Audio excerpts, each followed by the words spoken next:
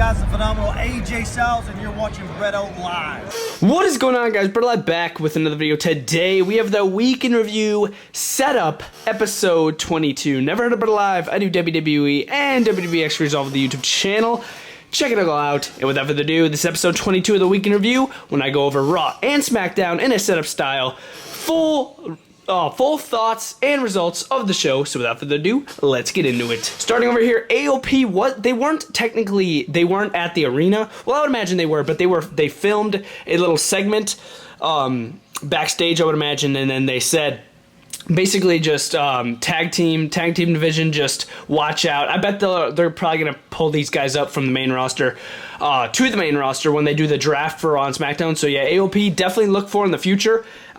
Guaranteed, definitely going to be debuting here, or re-debuting in the future. A match over here was Rey Mysterio versus Cesaro. Not that entertaining of a match, if I'm being honest. Rey Mysterio had a way better match last week against Grand Metalik.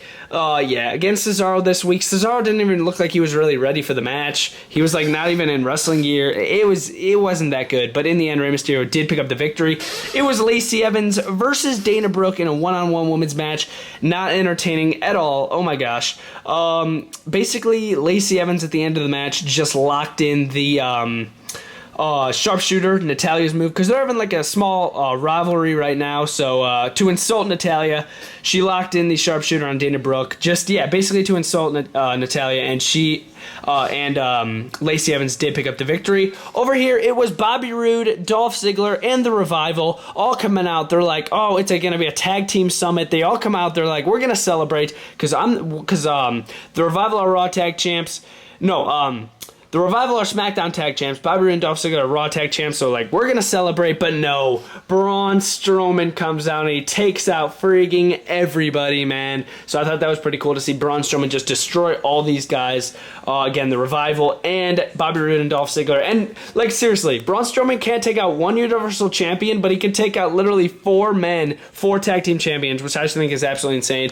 Over here, it was a match, Sasha Banks and Bayley versus Alexa Bliss and Nikki Cross. Not the most entertaining match until Sasha Banks pinned, or did she submit? I'm not sure, but she did beat Nikki Cross and Alexa Bliss. They did beat Alexa Bliss and Nikki Cross, but then Sasha Banks and Bayley wanted some more. They got some steel chairs. They're like, we're going to take out Nikki Cross, but no. Charlotte and Becky Lynch, here they come, coming out with steel chairs to help out. Not really help out Alexa Bliss and Nikki Cross, but just to shove some sense into the head of Becky Lynch and Bayley. So they come out, and then they basically just showed him who's boss. I mean, yeah, Becky Lynch and Charlotte. I'm not really sure if this is going to be an alliance. Well, it should be, because Charlotte's becoming more of a face than she is a heel, in my opinion. So yeah, very interesting right there. Moving over here, let's start. Oh my god, don't even remind me about this. Oh my god. So Maria Kanellis and Mike Kanellis were backstage. They're like, it's going to be a gender reveal party because she's supposedly having a baby. This is the worst rivalry or storyline of ever. I don't even know if that makes sense, but this is the worst storyline ever. She's like, but you're not the dad, Mike Kanellis. It's Ricochet. So then Mike Kanellis is like, oh my god, Ricochet, meet me out in the ring. So then Ricochet, I felt bad for Ricochet for even getting involved in this rivalry, just the tiniest bit. I'm like, oh, I feel so bad for Ricochet. He's got to deal with this garbage storyline. So yeah, Ricochet went out there, he beat Mike Kanellis, and then Maria Kanellis comes out and he's like, Mike Kanellis, you actually thought that it was Ricochet? No, it was not Ricochet, I guess. So, and then Rusev is supposedly the dad for the baby. And Rusev's married in the storyline and out of the storyline to Lana. This makes absolutely no sense. I mean, I guess it's kind of cool to see Rusev back, but the way he came back is kind of just, it blows, man. He's going to be in a storyline with Maria Kanellis. That is so sad. That is so stupid, man. Seriously. I mean, again, it's cool to see Rusev back, but just come on. And if you guys didn't see Raw, you guys are seeing the screen being like, are you serious? Yes, Baron Corbin is the King of the Ring. Yep, sadly, Baron Corbin did beat Chad Gable. I wanted Chad Gable. Look at him down there. I wanted Chad Gable to pick up the victory for this, but Baron Corbin Oh my God. Baron Corbin is Mr. King of the Ring, and wow, I cannot believe it. Baron Corbin's crowned King of the Ring. That's insane. It was a good match. It was a really good match. Don't get me wrong, but just very disappointed with the outcome. Moving over here. It was the Viking Raiders and Cedric Alexander versus the OC. And this was my favorite match of the night, if I'm being honest. This was the opening match of the show. I'm like, dang, this is actually a pretty freaking good match. AJ Styles, OC, Viking Raiders, Cedric Alexander, good match. AJ Styles had a phenomenal forearm to Cedric Alexander to pick up the victory for the OC. And definitely the highlight of the match was, like they always make Eric and Ivar. Ivar went to the top rope. He did a front flip off the top rope on top of the OC, and he literally, he hit the floor so hard, man. I was surprised he even got up after that. But dang, dude, this was a good match, very entertaining. But AJ Styles and the OC did pick up the victory. Last thing in the show here, it was Seth frickin' Rollins out in the ring. And then he was supposed to have a match. He was having a match with Bobby Roode, and then Seth Rollins was about to pick up the victory, hit a curb stomp, but here comes Dolph Ziggler breaking everything up, and then it just escalated from there. The club came out to just even the odds, and not even the odds, like literally break up the odds by, it's a 5-on-1 attack here on Seth Rollins. The OC, Ziggler, and Bobby Roode are all beating up on Seth Rollins. Here comes the Demon Kane, who also won the 24/7 championship earlier in the show. Here he comes, trying to help out Seth Rollins. He does for a matter of minutes. He takes out the OC and Bobby Roode and Dolph Ziggler, but nope, Bray Wyatt comes out. And he hooks the mandible claw up on Kane, and then here, the exact position, right here. Seth Rollins is sitting here, Bray Wyatt's just stalking him, and Seth Rollins doesn't even want to look at him. He's like, oh my God, he's right next to me. I don't blame Seth Rollins one bit. That is creepy. But yes, guys, this has been the Raw setup. We're going to get into SmackDown. Don't worry, I will rate Raw after this video. Do I think Raw was good at all? Absolutely not. I thought it was a really boring, just so disappointing, and I don't even know. Stay tuned to the end for the ratings for both shows. Now we're going to get into SmackDown.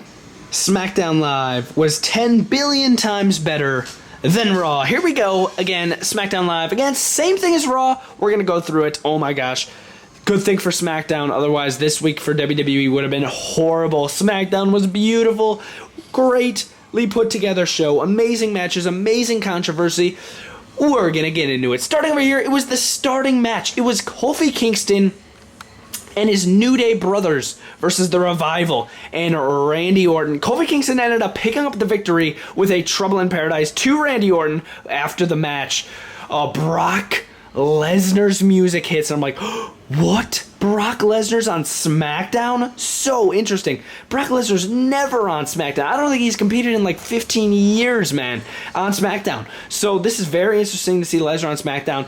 He issued a challenge to Kofi Kingston on October 4th when SmackDown moves to Fox on Friday nights. He wants a match for the WWE World Heavyweight Championship. Brock Lesnar wants a match for the championship, man, and he got it. Kofi Kingston said yes. I don't back down from a challenge, and yeah, this should be very good. I mean, I'm really looking forward to it. Kofi Kingston did send away Biggie and Xavier Woods to take care of business with Brock Lesnar, and then after the fact, Brock Lesnar picked up Kofi Kingston after he accepted the challenge. F5 to Kingston, took him out. Man, absolutely awesome. The weakest part of the night, definitely. Everything with Shinsuke over the past weeks just has been so lame and just so boring. Another really boring thing here from Shinsuke and Sami Zayn. It was supposed to be a match, Shinsuke Nakamura versus Mustafa Ali. I'm like, oh, Mustafa Ali versus Shinsuke. This shouldn't be half bad. I was actually looking forward to it. But then, the match didn't even get started. Nakamura, Kinshasa to the back of the neck. And it never even got started.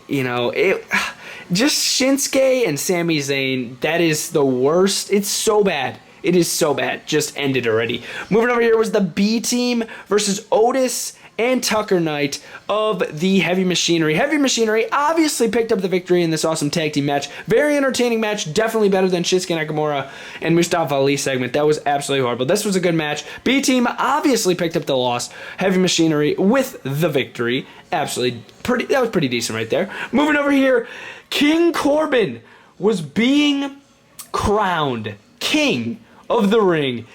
and he's like, I gotta give props to Chad Gable. And then he's like, Chad Gable, get out here. Chad Gable's music hits. Chad Gable walks out, and Corbin obviously just making fun of Chad Gable, saying how short he is, saying how he lost the match. Gable's had enough. He takes out Corbin. He sends him right through the King's chair. The King's chair literally shattered and just got destroyed from him spearing Corbin through the chair. It was awesome. If you guys didn't see it, definitely check it out. I don't have a King's chair in action figure form. Otherwise, I would set that up. That would be so sick. But yeah, after the fact, he just took out Corbin, got him out of the ring, and then Chad Gable just goes to town. He destroys the robe. Obviously, I'm not going to destroy my rubber robe here, but he destroys the robe.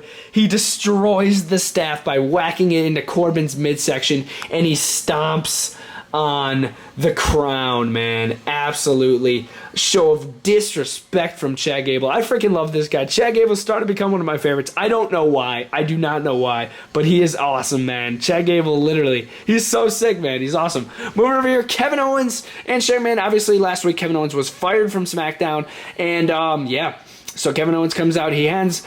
Well, some guy that Kevin Owens handed this guy the papers that handed Shane McMahon the papers, if that even made any sense. But yeah, Kevin Owens stated a claim that Shane McMahon put his hands on an official because Kevin Owens was a special guest referee. Shane McMahon put his hands on him, so Kevin Owens is coming up with some claims to drop the fines that he had on him from Shane McMahon and put some fines on Shane McMahon. So yeah, Kevin Owens wants to fine Shane McMahon some money, and he also wants a match with him too. So yeah, really looking forward to this. I'm not sure if it's gonna happen at the Cell. I would imagine it does. But yeah, this was very good promo. Some very amazing points that Kevin Owens brought up. I can't really bring them up. Can't really bring them all up in this video, but definitely check out the segment on WWE's YouTube channel if you guys have not already. Moving into another match over here, it was Charlotte versus Sasha Banks in a match here. Charlotte this was an amazing match. Did a wicked backflip off the top rope on both of them, man. This was absolutely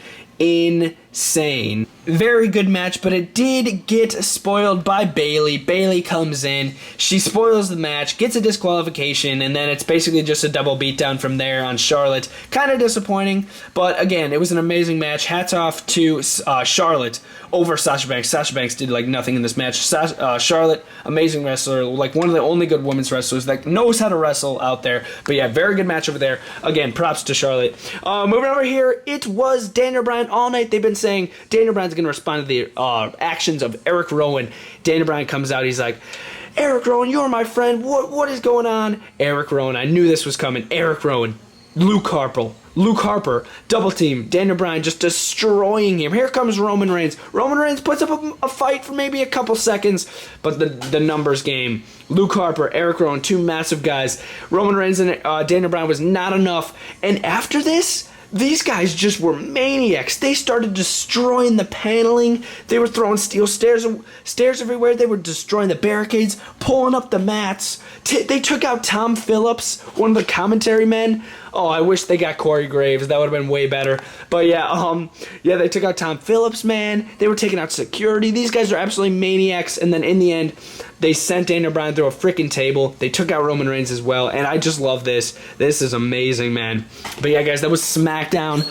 Again, I just went through Raw as well. But yeah, in the end, SmackDown was way better than Raw this week. If you guys don't agree with me, I don't know what's wrong with you guys. But I would like to know what you guys thought about the shows in the comments down below. Definitely let me know what you guys thought about the shows. If we were to rate Raw this week, I would give Raw, like, seriously, a solid 5. Like, I would give it a half. It was... I did not like Raw. I just thought it was so not entertaining and so stupid with Maria Kanellis and just a bunch of boring matches, just boring controversy. But SmackDown over here, they got some good controversy over here. Good matches, man. Like, seriously, good matches with the B team even. The B team had a good match. Oh, come on. Brock Lesnar here on SmackDown. Chad Gable. Kevin Owens. This was absolutely terrible. Oh, my God. But, yeah, Baron Corbin. Even Baron Corbin was entertaining. Dude, SmackDown destroyed Raw. Again, Raw would give a solid 5 out of 10. SmackDown, I would give a solid 8.5. It would get a 9 if Shinsuke Nakamura and Mustafa Ali was actually a decent match, but it wasn't. It wasn't even a match. It was stupid. So yeah, guys, this has been the Week in Review, episode 22. Really hope you guys enjoyed. Again, let me know your thoughts in the comments down below, and hopefully you guys enjoyed. BrettO Live out.